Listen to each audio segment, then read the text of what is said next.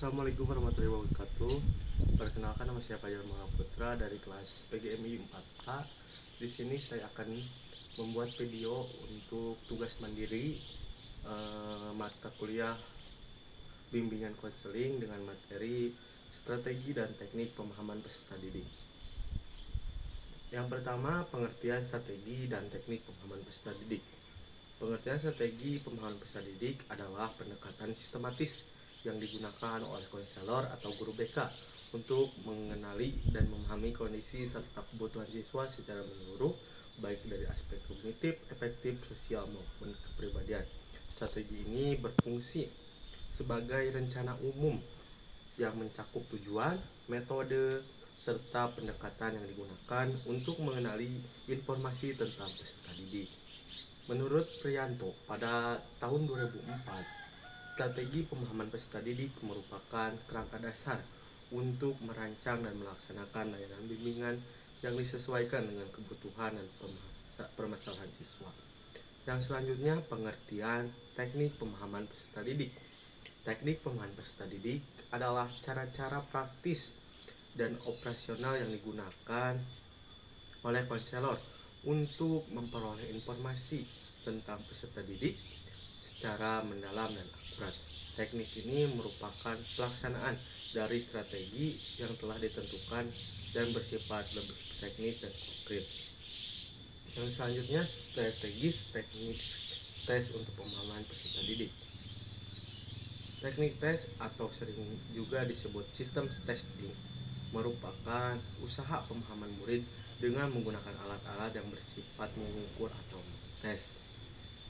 Pengumpulan data testing sifatnya mengukur atau pengukuran menggunakan instrumen yang standar dan akan menghasilkan skor atau angka-angka hasil ukur yang menunjukkan tingkat kemampuan atau kekuatan dari aspek yang diukur dengan berpegang pada standar tertentu.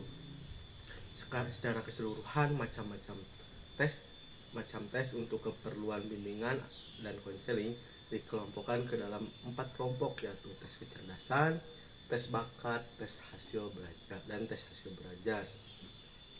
Yang selanjutnya, tes prestasi belajar. Tes prestasi belajar atau strategi teknis non-tes untuk pemahaman peserta didik. Teknik non-tes merupakan prosedur pengumpulan data yang dirancang untuk memahami pribadi murid yang pada umumnya bersifat kualitatif. Teknik ini tidak menggunakan alat-alat yang bersifat mengukur, tetapi hanya mengukur alat yang bersifat menghimpun atau mendeskripsikan saja. Dalam pelaksanaan penghimpunan data tidak menggunakan instrumen yang standar, dalam arti telah dilakukan pengujian validasi.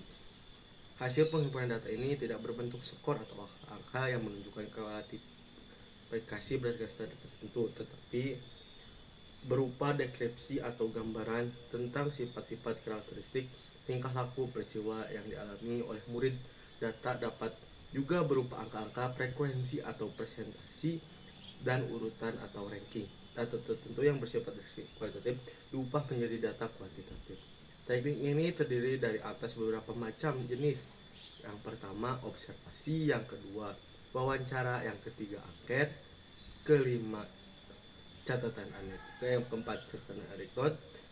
Kelima, autobiografi.